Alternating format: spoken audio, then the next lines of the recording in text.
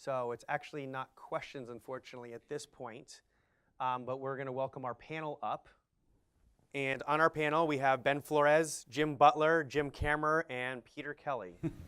Thank you all for being here today. We really appreciate it. I guess let's go right into the question. So my first question is for Ben. So the State Technical Procurement Department has been very active in Agile procurement this year. What can you share with us about your experience with that so far? Well, first of all, I want to say when we started this effort back in November of 2015, we made a big mistake. We tried to fit the typical RFP process around the Agile development effort.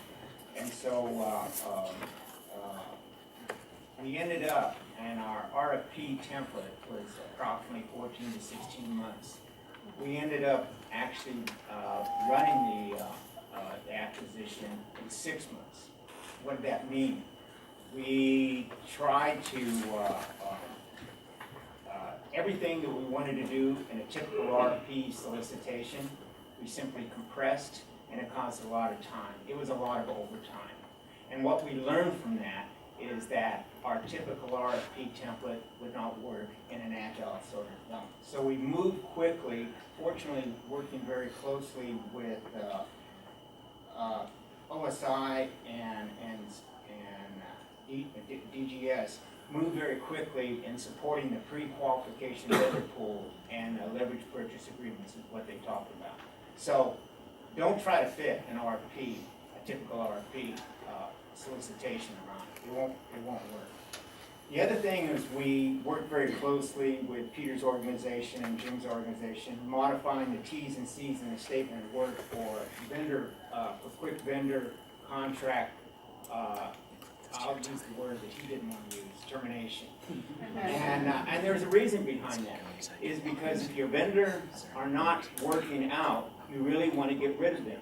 But there's but you work that through, you can't use the typical terms and conditions that we had in the 401 IPs. We had to modify these with, and the more important thing was we came up with options associated with 3-month options. So every 3 months you had a contract, and then you made a decision if you wanted to retain that contractor. So it was an easy way. So you really are just termination by, you're terminating by termination by amendment, as opposed to not exercising the options. That worked out. The other thing is that you really have to have continuous legal participation necessary throughout the procurement. Now that's very important. Don't build your procurement and then say, okay, attorneys, now I'd like you to look at it. You need to have them every step of the way during the procurement process. They need to legal needs to look at the state question, when the vendors bring their questions in, and the state and responds to those questions, the legal needs to look at those and say, okay, are those the right answers that we should be making to those questions? And a very important part is that you have what's called material deviations. And if you have a material deviations in an RFP, you need to make sure your legal looks at very quickly to make a determination, yep, it's a material deviation, and we're going to disqualify that vendor from the process. And the other thing is, and working very, very closely with Peter, and this is really one of Peter's ideas, and you can see that we work very, very close. We simply were trying, we being in procurement, we were trying to keep up with Peter. Peter already had the vision. We were just doing our best to try to handle it. The other thing is consider very short post-evaluation negotiations with the top 3 vendors. That really, really helped out. It allows, the state learns a lot during the procurement process, when we run this procurement. And you say, you know, maybe we need to change these requirements or change things. And we learn some things from what the vendors provided us. So consider having those particular negotiations, and then select and quick. The negotiations, I think, Peter, we ran them like in 3 days. We went through 4 vendors in 3 days. And we said, BAPOs a week later. That was how fast we went. And so very quick and to the point. to that, I think the other thing that you have to do is you have to understand what it is you're trying to achieve as your outcome. And I think a lot of our staff, both within the project, within our acquisition shop, within your organization, Ben and DGS, are accustomed to doing things because that's the process. And if we don't understand what outcome we're trying to achieve, and then look back at the procurement process to make sure that it lines up with the outcome you're trying to achieve, that it's not controlling for that outcome, then good luck. I mean, you may or you may not get what you're looking for. It can be a crapshoot. And so early legal involvement throughout the entire process, absolutely. And then being willing to raise up the red flag at any point to say, I'm concerned that if we go down this path, it's not going to get what we want. This is what I'm trying to get. This is what I think procurement is going to net in when those two are different. Circle everybody up. Circle up procurement, project, legal, and talk through that issue so that you can resolve right then and there. If you let that out the door with something, the time frame to amend, to create an addenda to the procurement or to revise it later is much lengthier than it is if you try to catch it up front. Great, thank you, Peter. Jim Butler, this question is for you. So DGS has been enabling and supporting agile procurement methods. What can you share with us about your experience of working with a variety of departments?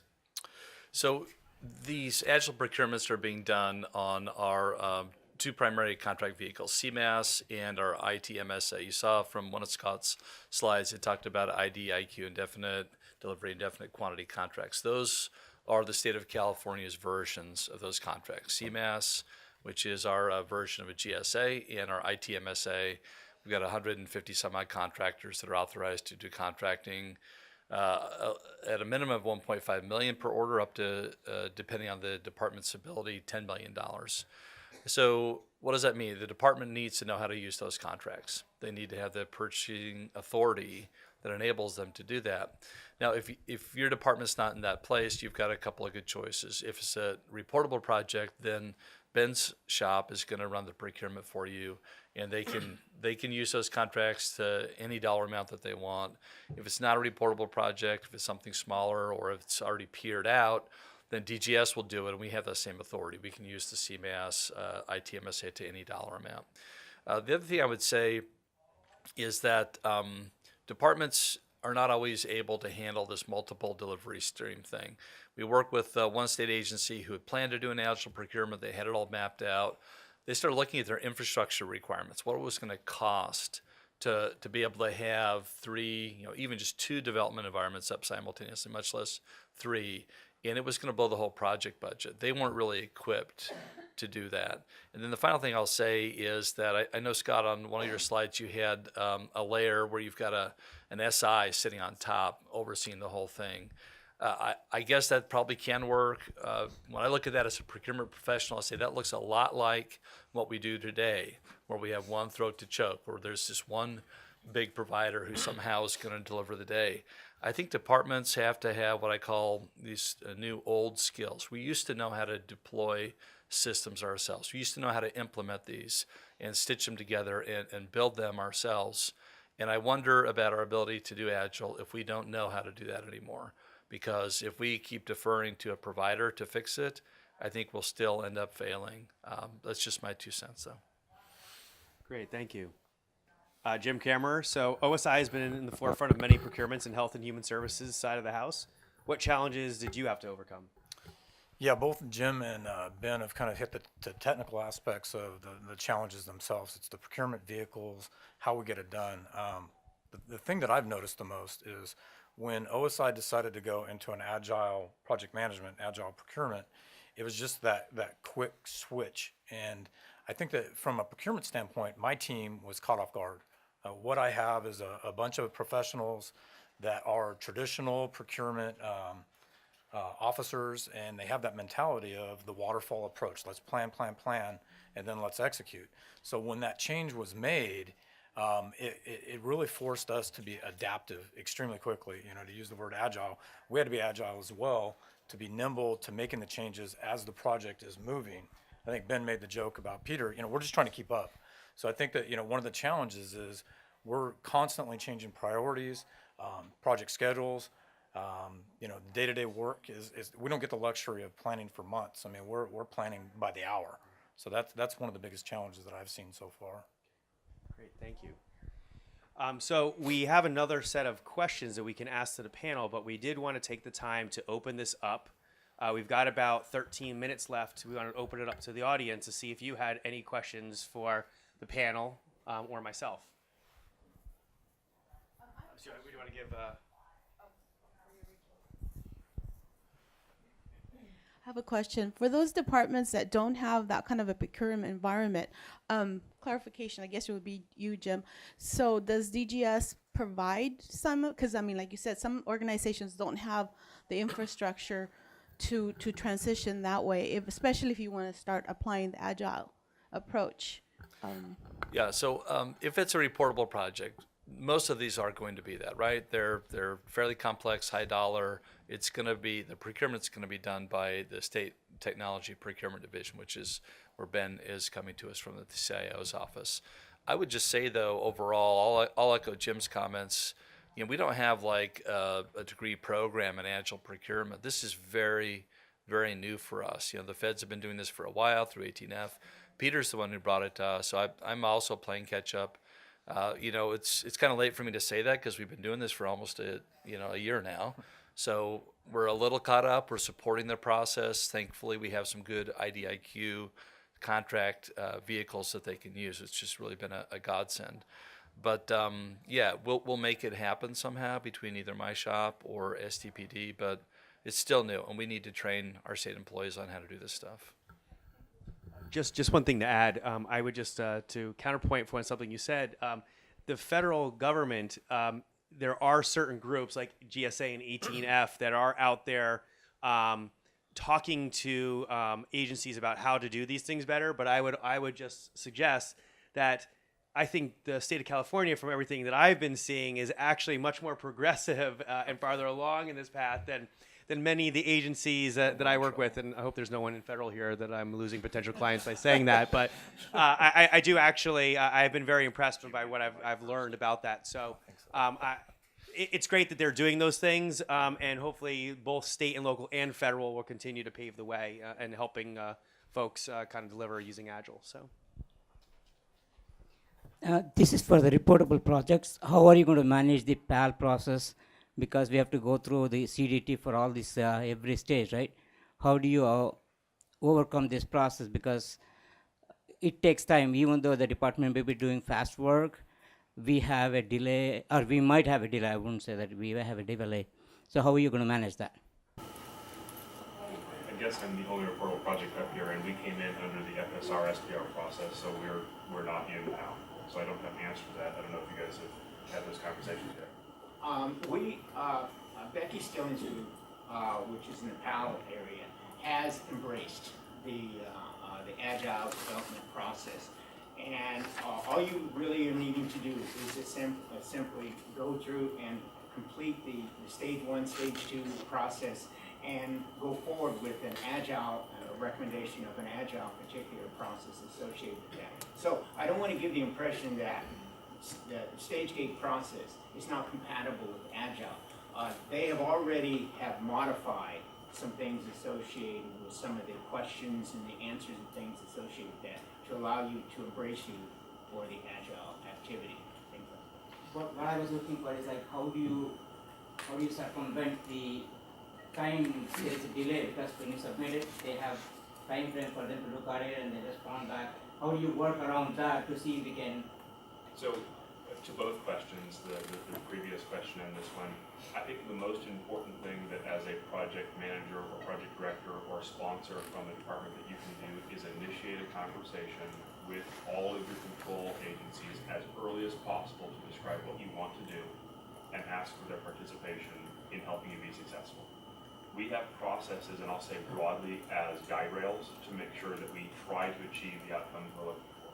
They don't always work. They aren't always perfectly designed. And I think there's a broad recognition of that now. And there probably has been in the past, but certainly now.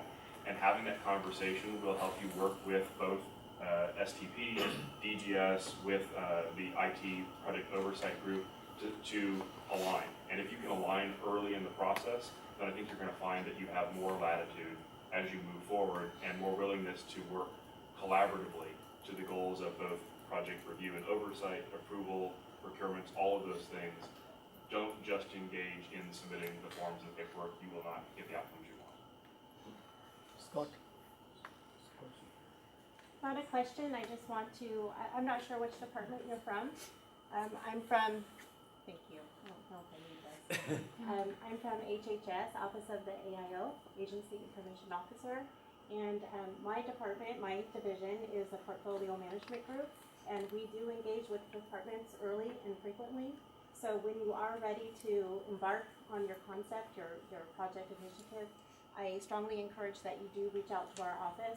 This is the office of Scott Chrisman, who's the acting AIO, and Gretchen Williams, and my name is Kelly Hassenplug, and I just want to make sure that the HHS departments are aware of that. Because we do work with the departments in terms of the stage gate process and your planning effort. Any other questions from the audience? We've got about, I think, 7 or 8 minutes left. If you guys ask questions, otherwise we can go back to our panel questions.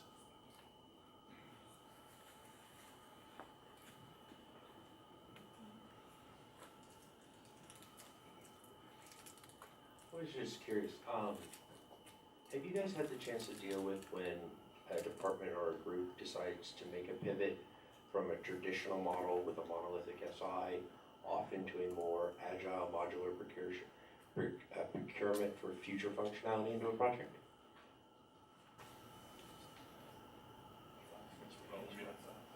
I guess from our project perspective, we weren't already in with an SI doing work, but our M&O contractor does work that way. And so the presentation that you saw from Grant Thornton here looks a lot like the decision making that we went into. Come to the same conclusion that the Strangler pattern that Fowler describes circa 2004 for us made sense because of the architecture of our legacy system. The conversation about how you're going to work in parallel with your legacy operations, it can't be underappreciated. And then the design for, as an organization, as Jim mentioned, we intend to be the system integrator. That's not without challenges. Staffing, expertise, knowledge. The pivot timetable was highly aggressive. I think in hindsight, probably I wouldn't recommend that others necessarily take the speed and size approach that we did, but we're working through it to the best of our ability. I think we're doing a solid job at that. I think it's the conversation about what are the goals and outcomes you're trying to achieve. Are you looking at building? Are you looking at procuring? Are you looking at modifying? What is your project trying to accomplish, and does that line up with making that change midstream or not? We're building software. That's not the right answer for every project out there. It makes sense for us given our federal partners' commitment and the type of product that we have, but others are buying products, and so looking at how that all lines up and what you should consider to make that change. I don't know if I gave you any solid answers, but it's a case by case, I guess, really is the answer. What are you trying to do? How does that fit? And how ready are you to make that change? Thank you. We've got, So I have a little broader question because as someone who grew up in procurement, I can tell you I think this is all really exciting and offers some opportunities for us. But also as a former CIO for an enterprise, a small enterprise, these big ticket projects touch a handful of us, but there's smaller projects that touch a lot of people, and there's a lot of opportunities, I think, for smaller projects as well. So Jim, my question is more for you. Are you at a point where you're looking at ways to help departments leverage their delegation so that they can maybe incrementally start dipping their toes in these waters, either raising up those CMAS limits for a broader selection of departments or looking at building the ITMSA in a way that might be more flexible for these types of approaches? Yeah, that's a great question. This is actually a really high priority for our department. This year we've been building what we refer to as an accreditation process. It's similar to what our director did when he was at Public Health. We're hoping to roll this out early next year. The design's almost complete. And what we'll do is work with departments to get an accreditation. It'll be based on your procurement capabilities, primarily the individuals within your department. It'll be, depend on your policy, competency, and your track record, but mostly about the individuals that you have working for you. What training have they done?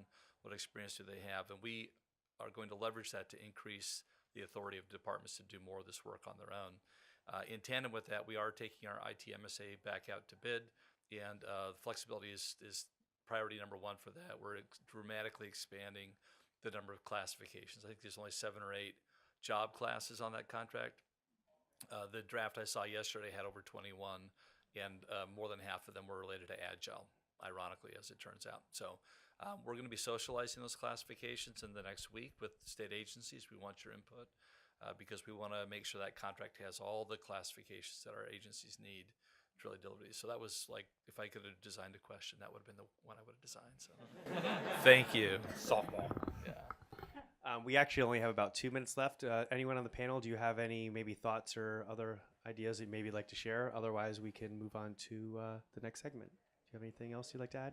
One thing I wanted to reinforce, when I said that we tried to fit the RFP process around the Agile, and it didn't work.